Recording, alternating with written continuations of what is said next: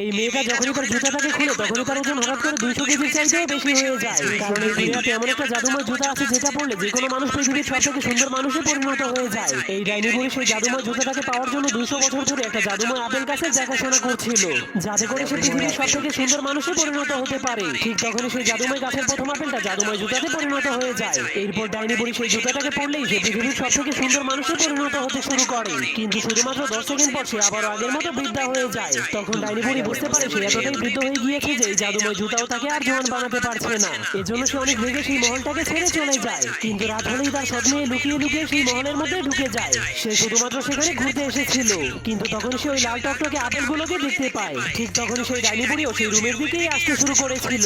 যখনই ডাইনি বুড়ি সেই দরজাটাকে খুলে তখনই পুরো রুমটাই আলোকিত হয়ে যায়। এরপর ডাইনি বুড়ি দেখতে পায় তার সৎ মেয়ে পৃথিবীর সব থেকে সুন্দর মানুষে পরিণত হয়ে গিয়েছে, কারণ সে ওই জাদুময় জুতোগুলো পরে ফেলেছিল।